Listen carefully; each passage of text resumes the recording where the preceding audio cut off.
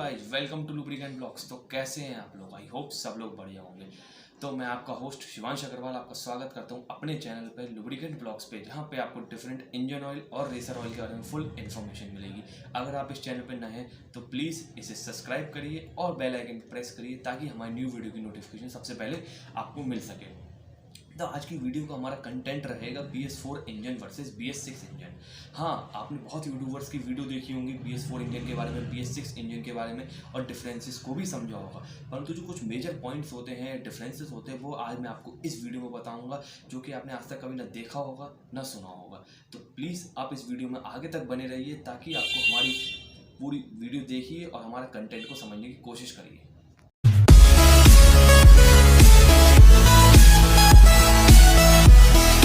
BS4 और BS6 के difference बताने से पहले मैं आपको बताता हूँ टर्मिनोलॉजीज कुछ। जैसे इसमें BS का मतलब क्या होता है, ये कि आज तक आपको किसी ने नहीं बताया होगा। तो यहाँ पे BS का मतलब होता है भारत स्टेज, और ये जो नॉर्म्स भारत स्टेज लागू करती है उसका नाम होता है BSES, मतलब भारत स्टेज इमिशन स्टैंडर्ड। इन BSES का काम होता है कि एक व्हीकल में कितना पॉल्यूशन इमिट होना चाहिए, कितना इमिशन निकलना चाहिए, उस लेवल को कंट्रोल करके रखना। मतलब एक व्हीकल के लिए एक लिमिट फिक्स कर देते हैं कि इस व्हीकल से इतना ही नाइट्रोजन ऑक्साइड इमिट होगा, इतनी कार्बन डाइऑक्साइड इमिट होगी। अगर उससे ज़्यादा इमिट हो जाती है तो उस व्हीकल को अप्रूवल नहीं मिलता और वो उस व्हीकल को इनवैलिड मार दिया जाता है। और अब आप सोच रहे होंगे ये BS1, BS2, BS4, BS6 ये अलग अलग नाम कैसे हैं, तो मैं आपको इसके ओरिजिन के बारे में बताता हूँ। सबसे पहले जो हमारा BS आया था वो आया था 2000 में, जिसका नाम था इंडिया 2000। उसके बाद आया था BS2 जो आया था 2005 में, फिर आया BS3 2010 में, फिर आया BS4 2017 में, और जो हमारा BS6 आया है वो आया था 1 अप्रैल 2020 को। अब आप लोग सोच रहे होंगे कि बीच में BS5 क्यों नहीं आया। तो BS5 इसलिए नहीं आया क्योंकि यहाँ पे टाइम गैप जो BS4 और BS6 के बीच में 3 साल का गैप हो गया, उसकी वजह से नहीं आया। क्योंकि अगर बीच में BS5 आ जाता तो BS6 के लिए बहुत ज़्यादा लेट हो जाता।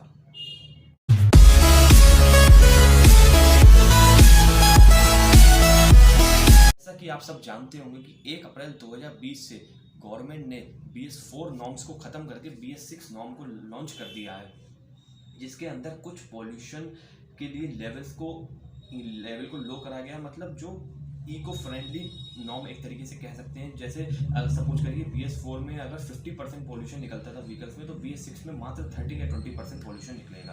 अब ये बात सुनकर आप लोग घबराने लगे होंगे कि अगर आपके पास BS4 बाइक या कार है तो क्या वो इनवैलिड हो जाएगी, क्या उसको बेचना पड़ेगा, क्या वो रोड पर रन नहीं करेंगी। तो इन सब सवालों का जवाब मैं आपको आगे वीडियो में दूंगा, आप मुझसे आगे ऐसे ही बने रहिए। BS4 की जो व्हीकल्स हुआ करते थे उसमें एक ऑटोमेटिक हेडलाइट ऑन वाला ऑप्शन आया करता था, जिसमें जो स्कूटी या फिर बाइक है उसका जो आगे की लाइट है वो हमेशा जलती रहती थी। मतलब बाइक के अंदर कोई स्विच नहीं होता था कि आप लाइट को ऑन ऑफ कर सकते हैं। परंतु अब जो नई बाइक्स आ रही हैं BS6 वाली, उसमें से सिस्टम को हटा दिया गया, क्योंकि इससे लाइट का भी वेस्टेज होता है। और अब जो ड्राइवर है या फिर जो राइडर है वो अपने हिसाब से देख सकता है कब उसे लाइट की ज़रूरत है या नहीं है। और एक सवाल जो अभी भी जो मरा हुआ था कि BS4 की बाइक्स क्या बंद हो जाएंगी, कार बंद हो जाएंगी, ऐसा कुछ नहीं है। जो आपके पास पुरानी बाइक्स हैं BS4 वाली, वो कंटिन्यूसली रन करती रहेंगी। परंतु 1 अप्रैल 2020 के बाद कोई भी BS4 की नई कार मैन्युफैक्चर नहीं होंगी। जो मैन्युफैक्चर होंगी सिर्फ BS6 की बाइक्स और कार ही मैन्युफैक्चर होंगी। अब मैं आपके सामने एक डाटा शेयर करता हूँ।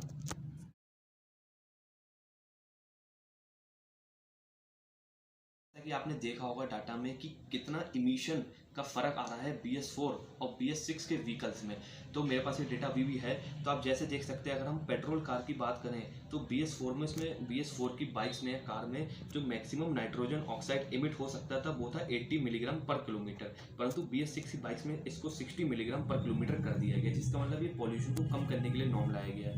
इसी तरीके से हम डीजल बाइक या कार की बात करेंगे तो उसमें जो नाइट्रोजन ऑक्साइड इमिट हो सकता था वो था आपका 250 मिलीग्राम पर किलोमीटर। परंतु जो BS6 की बाइक्स आ गई हैं उसमें 80 मिलीग्राम पर किलोमीटर इमिट होगा। तो आप देख सकते हैं कितना मेजर डिफरेंस आया है BS6 के आने की वजह से।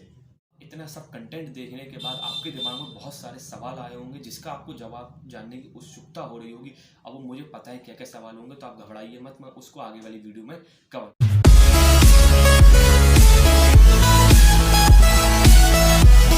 कि हमारा पहला सवाल आता है, क्या BS6 की कार्स में या बाइक्स में BS4 फ्यूल पड़ सकता है?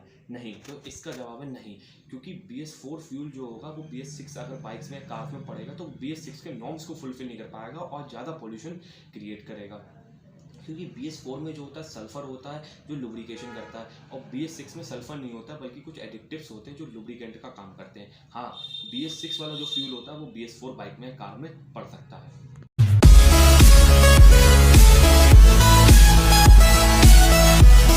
तो जैसा कि आपने देखा कि हमारा अगला सवाल था कि BS6 फ्यूल जो होगा महंगा होगा। तो जब 2020 1 अप्रैल के समय ये लॉन्च हुआ था तो उस समय जो पेट्रोल के प्राइजेस थे वो ज़्यादा BS4 और BS6 के अलग अलग नहीं थे, परंतु अब इस समय के पेट्रोल के प्राइजेस तो आप अच्छे से जानते ही हैं और आप अंदाज लगा सकते हैं कि कितना महंगा पेट्रोल हो गया है।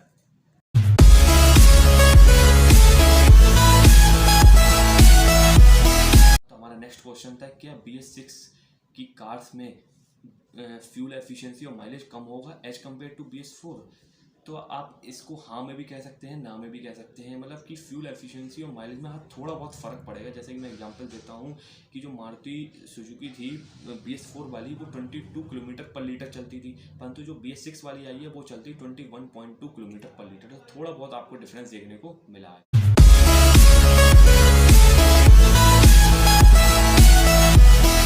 जैसा कि आपने देखा, हमारा अगला सवाल था कि BS6 की व्हीकल्स महंगी होंगी?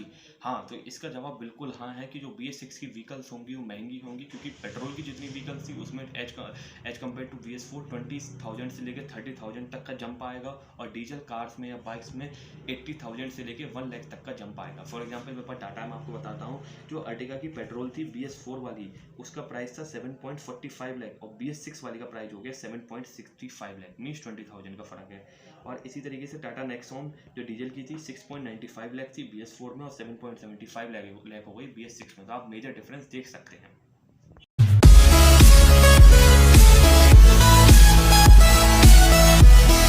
अब अगला सवाल जो आपके मन में उठा है, क्या हम BS4 को BS6 में अपने आप घर पे कन्वर्ट कर सकते हैं? हाँ, तो आप अपने आप घर पे इसे कन्वर्ट कर सकते हैं, परंतु इसमें टाइम बहुत लगेगा और मनी में बहुत ज़्यादा लगेगी। तो मेरी सलाह आपकी यही है कि आप BS4 बाइक या कार को बेच के BS6 कार या बाइक ही परचेज करें।